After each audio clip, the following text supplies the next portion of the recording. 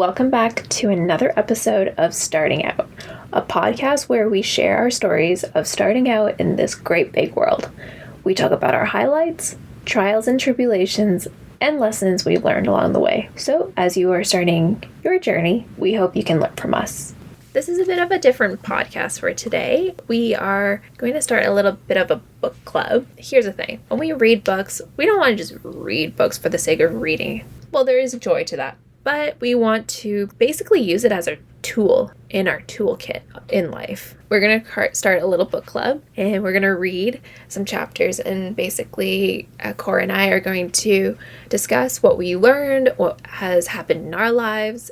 So, Cor, what is on the bookshelf? Well, what we have on the bookshelf for this week is Digital Minimalism by Cal Newport. Fantastic. I actually came across this book when I was on LinkedIn, and one of my, coworkers recommended.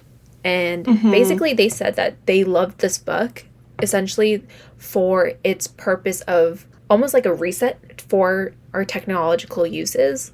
And essentially what he does is he reads it, he goes about his life, changes his habits, and every single time he feels like he's losing touch of the actual use case for said technology or said software, he actually reads this book again so that he can remind himself of what is actually important. So that I thought was so fascinating. Just to start, I was like, Cor and I should definitely read that. We're on our laptops all day. We participate in society, in modern day society. And I'm sure if you're listening to this podcast, you are too. So yeah, that's why I chose the book, and Cor said it was a great idea to read. Yeah, even though we've only read part 1 so far, which is just about 3 chapters, to your point, I really love those books where when you read it and you're at a different part of your life, it's almost like you get something different out of it. And I like how your coworker keeps referencing back to this book when he feels that he's almost going off the rails per se, and he feels that something is going wrong and he needs to be grounded again. It's like it's almost a resource on his little bookshelf that he reaches, and then he opens and he starts kind of analyzing and reflecting to see what can be changed in his life. So I love that. Yeah, so I guess for this format is we're just going to go in order by chapter, and hopefully you have read the chapters yourself. We would love to know your thoughts, but essentially this is what we're getting at when we first read it. So let's start at the very beginning. Yeah. Is it called Foundations? Foundations, yeah. Part 1 is Foundations. Foundations. Foundations. You can't build no house with no foundation, folks. Exactly. You heard it here first. So, I guess just to begin, a little bit about what they talked about in chapter 1, which is called A Lopsided Arms Race, is the author almost gives us different points to prove how technology has become so addicting and how our behavior to it, it's almost reflexive as opposed to intentional. So a lot of the times you could imagine, if you reflect on your own life, we feel it's almost whenever we get a text message, we hear a ding. Or whenever we get any type of notification from any apps on our mobile devices, we immediately turn to it and we pick up our phone, and it's almost like we go down a rabbit hole. And it could be minutes, it could even be hours. So I think what he really talked about was he brings up the fact about the founding president of Facebook, Sean Parker. When he was giving an interview, he was saying the thought process of designing Facebook, his mindset and his team's mindset was, how do we consume as much of the consumer's time and conscious attention as possible? So one of the ways that they did it was they almost gave you a little dopamine hit, which we talked about. It's like the notification that gets sent to your phone, the little ding that signifies that, someone does something and it's related to you, so you should take a look at our platform to see what it is. And it's almost like continuing to get the consumers to keep using it and to keep going back to it. There was a point in time where I did see myself going down this path, right? It's the constant scrolling. I remember, I'm pretty sure it's in this chapter where they essentially just said that whatever they were building, it's almost like an addiction at that point. Yeah. The endless bombardment of news and gossip and image. Yeah. On average, every single day, you almost consume 300 articles every day. 300 articles every single day. That's so much. And it's no wonder that, like, they can get you in a loop, because that's only right, because like you're not just like going to the newspaper and be like, okay, I'm very intentionally looking at it and I can close it and then carry on with my day. You know those articles that you're scrolling and then it's like, oh, what does Lindsay Lohan have to say about this? And you're like, oh, here we go. Take me to the abyss. Yeah, I think that's a really good point, because not only do we get bombarded with different news articles, but when you're on these platforms, like different social media apps, before I fell into this, but I would only get my news source from like Facebook newsfeed or Twitter newsfeed. But I would say it was pretty deadly, because what you see on your Facebook newsfeed is it's catered to you and it's customized to you. So if you're thinking about the aspect of news, it's like, well, how do I know this news source is actually right? Is it fact checked? Do I take everything that I read from this article to the T, or do I take it with a grain of salt? And before, I read it and I was like, oh my God, I know about it now. And I would tell my friends about it, but I wouldn't go and fact check it myself.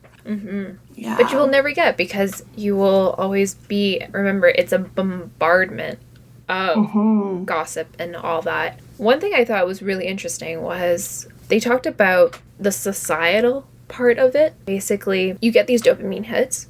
That's one part of it. But then there's like another part of it is like auto tagging. So it's not just you in your own little bubble, like, oh, I just need to find like a whatever article. There's like a social aspect to this. When I was younger, oh my God, I would be so envious of these girls tagging each other. Or do you remember when like that one person had like the MacBook and they had like the heart filter? That's OG. That's OG filters right there. Is that the photo booth? And they would take like photos with the different filters? Yeah, and then they would do like picnic, and then they would like tag each other. Do you remember that? Yes. But I didn't realize that was starting the anxiety of, I must go onto these sites to make sure that I am getting approved by my peers and that I have not been forgotten by my peers. Once you start this path of getting into the ecosystem of these apps or whatever, there is a sense of, what is everybody else doing? Am I doing enough to get my social rankings up there? I think in the book he said your phone is a slot machine. So to your point, it's, you don't know what notification it's going to be. Are you going to be tagged in a photo, right? Do you want to be like conforming to the group? And do you want to be part of the group where you constantly get tagged and everything? I like when they said Plato's famous chariot metaphor. I thought that was a good one. It was like, in life, you're always going to be holding two horses. One represents the better part of us, and the other is based on impulses. We were always going to be pulling in two different directions. So, chapter 2, the author goes a little deeper into defining what digital minimalism is, and he outlines some of the principles of digital minimalism by using some very interesting examples. So, how the author defined digital minimalism: it's where you focus your online time on a small number of carefully selected and optimized activities that truly strongly supports things that you value, and that you happily miss out on everything else that doesn't coincide with that. Yeah, and there's like another line that I also pointed out. It was, by working backwards from their deep values to their technology choices, digital minimalists transform these innovations from a source of distraction into tools to support a life well lived. I thought that was pretty revolutionary. Obviously, when people are like, the internet is evil, you know what I mean? Like, it's not evil. It's because we've turned it into something evil. By nature, it should be just information and all that. I think this is so interesting of working backwards, of saying, rather than just it being handed to you, what is the purpose of this? So, hot topic, are you going to ever switch to a flip phone? Maybe tell the audience what the author gave an example as. When you read these books, I feel like you are taking it with a grain of salt, and then also you're thanking these people for doing the extreme and understanding that there are some core principles is what they're doing. What was it? The man had like a business, and he was on his phone the entire time. And Yeah. he was like, I do not need this anymore. And then basically goes to a flip phone to manages his entire business. And then he was like, yeah, this is like really stressful. I think it was the father, but he also had a family, so he noticed that his young daughters were always paying attention to what he was doing, and he noticed that because he was always on this phone, he didn't want his daughters to also get the idea that to run a business, you always 24/7 have to be on his phone, which is when he did the extreme, he switched to a flip phone. Texting on a flip phone is so difficult. So difficult. So that's what he alluded to as well. He's like, it took me 30 minutes to write a text message to one of my clients, but it's all for the best, you know? Yeah. You know what? Also, I guess like a big nugget there is your kids will actually copy and mimic whatever you do, right? Yeah. So I do give him major props to switch to a flip phone to manage your business. However, you're still on your phone for 30 minutes texting. You remember back in the day, it's like when you go into the meeting, like people are still emailing or IMing other people. I always thought that was rude. Oh, yeah. I always thought that was really, really rude to be, like, you have my attention, but you're choosing to do other things like I am. And it's like, why are we even doing this then? Right? Yeah. And then you set the precedence, right, of saying that when I have said technology, I am going to move away from my attention from you onto other things. And then because I am the boss and I do that, I am almost giving you permission to do the same thing. Oh my goodness, you bring up such a good point. If you're sending a quick email before the meeting starts, or if you need to do something very quick before the meeting starts, by all means, go ahead. You know, just do it under the table. Make sure you're not holding your phone up there. But there was this case where someone was scrolling through Facebook with her phone on the table.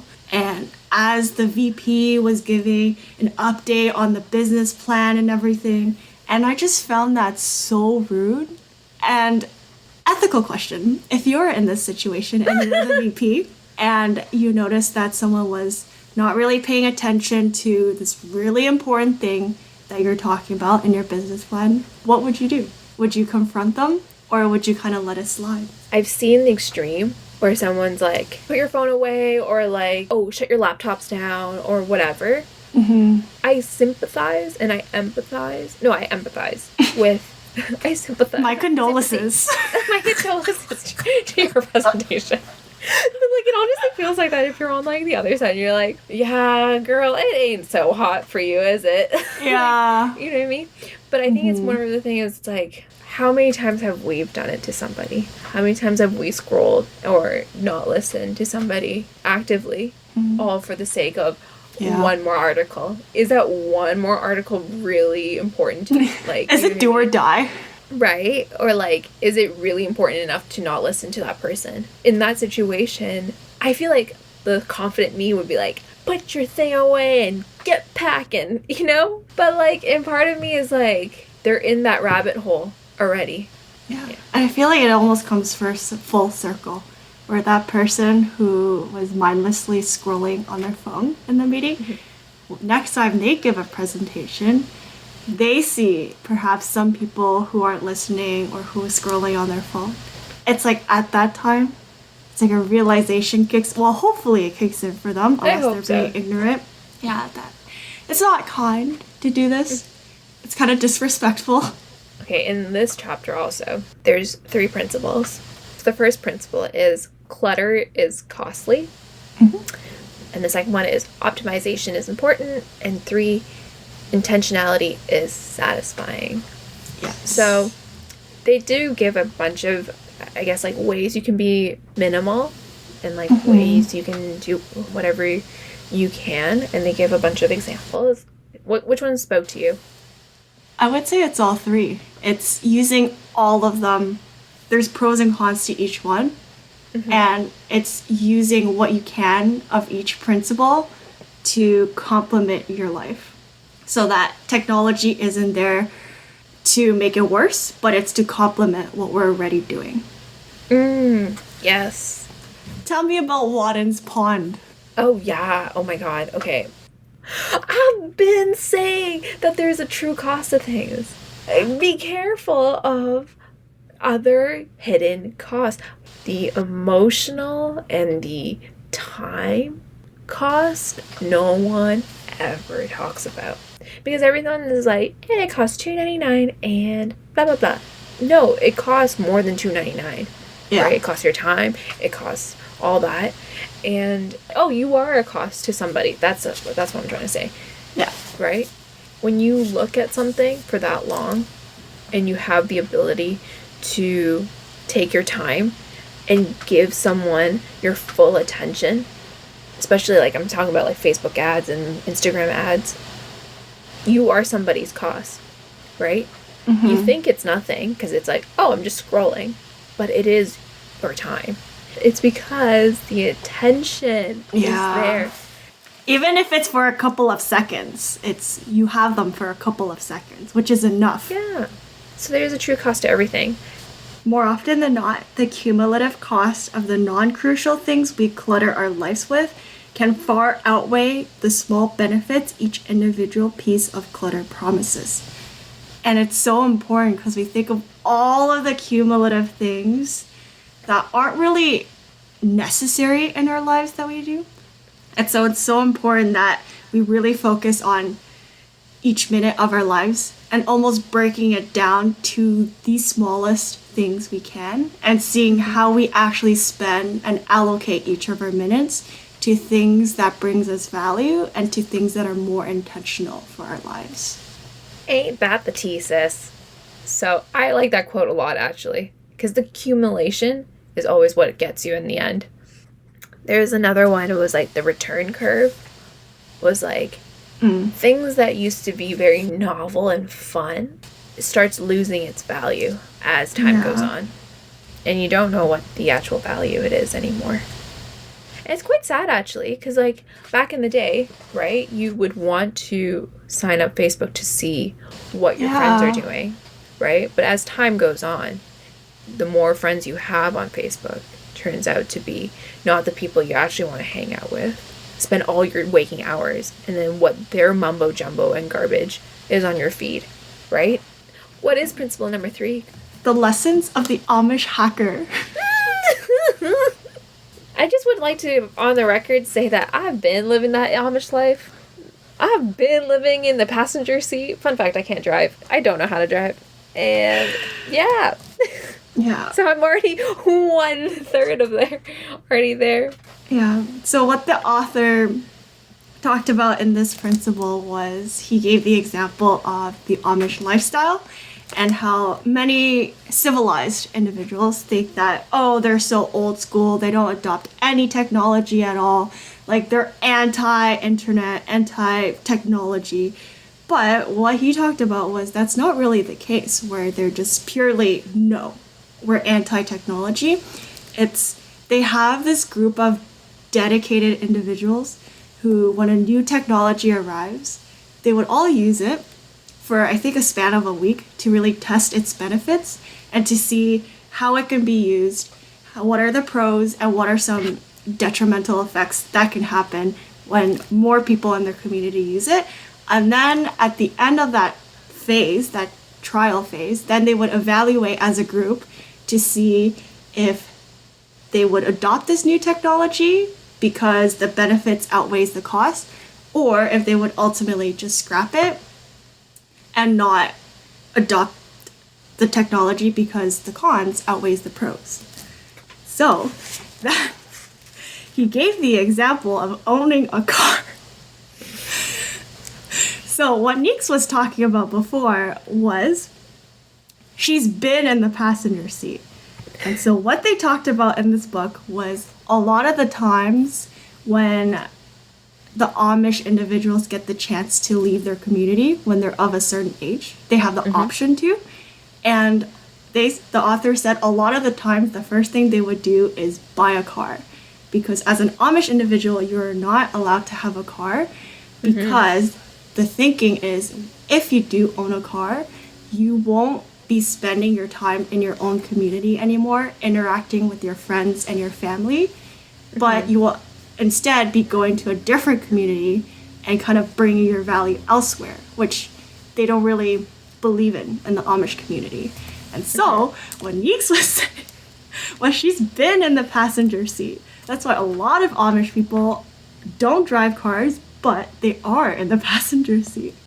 I really like that one because, like, essentially what we're trying to get at is it's so extreme, again, right? You have to thank these people for living the lives that they do because they give you a slight window into their lives that you can actually go. And throughout the whole, like, Amish part, I was like, okay, this is, like, actually quite extreme. I don't see myself doing 90% of the stuff. I'm not going to go on a spiritual journey outside and being like, this is what the outside world, like, or like the inside world or whatever. I really do like the line of saying intention trumps convenience. That was a huge one for me because I was like, oh, okay, this actually makes sense, right? If I'm intentional about the things that I use, right, I won't grab my phone for the 50th time. You know that pickup count on your phone? Like, that is so crazy. And there's so a pickup count? I think there's a pickup count. Like, how many times you, like, pick your phone up. I didn't even realize that. There's, like, I think there's, like, they track it. Or, like, the amount of times you check your home screen. Something like that. It's, like, basically what you're doing is, like, you're activating your phone. And the amount of times that I've done that and not being intentional when I pick up my phone is so detrimental. It's, like, so bad. And I think that's what the Amish section really gave to me is, like, you can't just do something because it's convenient. Yeah. Because the more you do it out of convenience, it actually turns out to be a law of diminishing returns. You see how this all connects? It's like, then it loses its value, right? The car is no longer, or the vehicle of what you want to do is no longer great. It just becomes, oh, I do it because I just do it. I do it because I out of habit. Yeah. I scroll for 50 minutes before bed because out of habit. You know what I mean? You're not being intentional at that point. Yeah. I had a conversation with my dad where he would always drink coffee every single day at a specific time.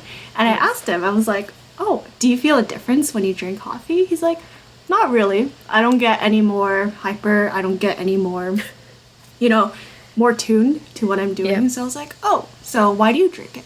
He's like, well, it's just something that I do every day at 2:00, after I eat lunch. And I'm like, okay, it's very interesting. He's like, well, it doesn't really bring me, any benefits. It's just added calories and added sugar at that point. So it's almost like he reflected on his coffee drinking habits, his coffee consumption. And then he's like, you know what? I'm not going to drink every day anymore. So he actually started drinking it every other day. Oh, and then, because of that, he started to feel that it's almost like separation makes the heart grow fonder. So whenever he does have a sip of coffee, he just enjoys it so much more that every other day. Yeah. You know what? That is such a good, I think that's a good lesson within itself. It's almost like what we said at the very beginning of this podcast. It was like, it's not until you step back and take a look at what's going on, right? If you're just doing it, you will never know.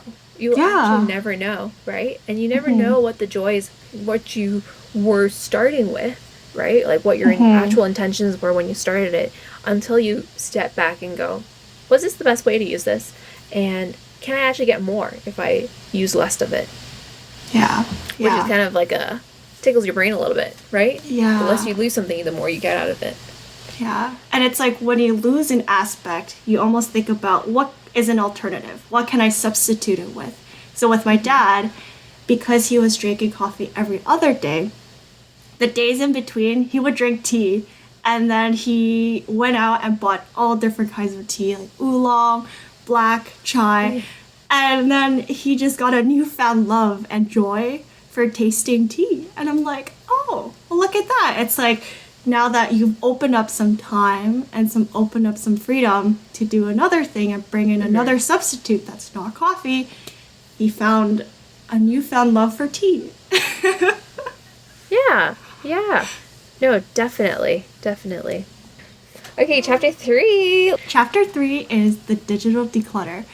So it talks about the digital declutter process and the 3 steps that it entails. And then it gave specific examples of how to carry out the 3 steps in your life. There's a 3-step process. There's always a 3-step process to these things, doesn't it? 30 days to take a break from optional tech. 30 days to explore any activities that you're like, ooh, this is very meaningful and satisfying. And then 3 is like reintroducing the optional technologies. And then you determine, was there any space because it has value in my life with my newfound lifestyle? Yep. Mm-hmm. I have a bone to pick with this. Okay. Tell me, what is the tea? What is going on? What are you thinking? Okay. It's just my opinion. Solely my opinion, not affiliated with others. Oh my god. Oh my god. What is your opinion? Okay. The thing is, if you're trying to implement a new routine or a new habit or just some new action items that you could take to better your life, for it to stick around in the long run, it has to be more than 30 days and it has to be more thought out than going all in at once. And so initially when I read this, because this is the first thing he said in the chapter, I was thinking, okay, 30 days and then you're going cold turkey almost, right? Mm-hmm. This was my initial thought. And if you go cold turkey, it's like cutting drugs off for a drug addict. You're going to be so deprived. You're going to be craving something else. And then once you get it back, I feel like I never want to let it go because I know the feeling of being deprived of not checking my Instagram for a day. Mm-hmm. And then when I do get the chance to get it back, I'm like, oh my gosh, I want a continuous. That was such a bad idea. I never want to delete Instagram again in my life. Mm-hmm. You know what? Yeah.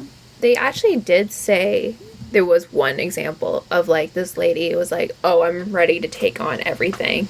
Right? Yeah. I think the huge caveat here is like, again, you have to be so intentional with mm-hmm. what you fill up your time with. Mm-hmm. Right? So I feel like, yes, it could go downhill because you can go down that rabbit hole again. But if you do not replace the activity with something, mm-hmm. you are going to get bored. Right? Because it was so fun to scroll. Right? It's so relaxing just to like everything, mm-hmm. right? And if you really don't replace and do the reflection of why it was of value to you, yeah, you're mm-hmm. going to always go back to your old habits and old ways of thinking. So what is step number 1 then? How do we start this little process of the 30 days? You have to define your tech rules. So basically you're creating the intention of like, I am going to start decluttering, and if I declutter, I want to do certain things in my digital life, aka deleting apps or limiting XYZ, and it's going to be a very drastic change that is permanent in a sense, because you're like, okay, for 30 days I'm not going to do X, Y, and Z. And then I liked what they said over here is like, don't confuse convenient for critical. So if it's critical, if you really need your pacemaker, or if you really need, I mean, I guess you could have it, but I guess you can have it. No. It's more so like, do you have Facebook just to have Facebook and to actually check in on your friends, or to make sure you go to that weekly meeting? Yeah. I think he gave the distinction of if you need it for your job or if you just need it for personal use. So if you need to run ads on Facebook, for example, you could even think of an alternative way to do it. So instead of linking your main Facebook page to that ad, it's like you could create a mock Facebook. So then it's almost like you bypass all of the things that are not really necessary to you. And then when you log on for work, you only see like a fresh news feed, right? Like you don't follow any friends and you're purely there for work. Mm-hmm. I think he also talked about having an operation procedure as well. So really like honing in on when and how you're going to use the technology during the 30 days. Are you going to set up a schedule for yourself, right? So only on Friday night after I finish all of my work and I finish my dinner, then I can do some intentional scrolling or whatever you set out to, and even how you're going to use it. So like we talked about, if it's for Instagram, are you only going to scroll for example, 30 pictures and then you call it a day? Or you go to one account that you really love and see their post for the day and then you're done. The idea of this step is at the end of it, after you've done some reflecting, you really see, like, you almost have a list of the apps and like the methods that you can use during the 30 days, and you see a list of things that are banned for you that you're not allowed to use, and you put it somewhere that you could see every day, right? So it almost reminds you every morning, oh, okay, this is what I have to do for the day. These are the ban lists, and these are the things that I can continue scrolling through. Clarity is key. Clarity, yes. Yeah, just don't get too crazy with it. That's another thing. It's like, know the difference between what is critical and what is convenient. I feel like what they didn't even say about this, it's like looking at what you do with a critical eye and from a third person of saying, if someone looked at what I did every single day, what would they say? Right? If I was a friend and I looked and it's like, you're spending that much time scrolling, right? Yeah. And I think he talked about video games and streaming platforms also being included in these apps as well. Because a lot of the times we think of digital declutter just as things on our phone, so just social media apps. But he also alluded to the point of video games, and Netflix, Hulu, Crave, whatever you watch also is included in this as well. So he's like, we also recommend that you reflect on, you know, how often you watch Netflix, how often you watch TV shows, for example. And even like, how often do you pick up your controller to go and play a game for God knows how long?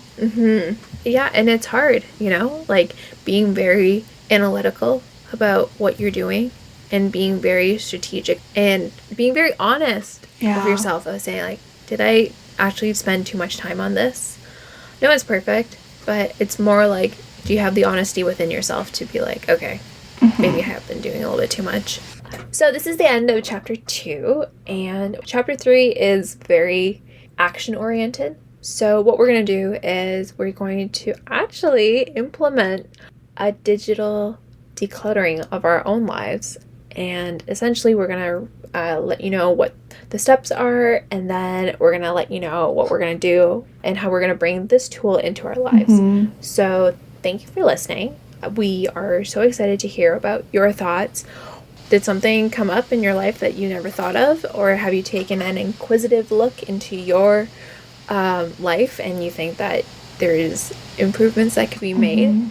We are all about the progress on this podcast, so we're excited to hear about your life, and then also stay tuned as we declutter our lives. Bye! Thank you!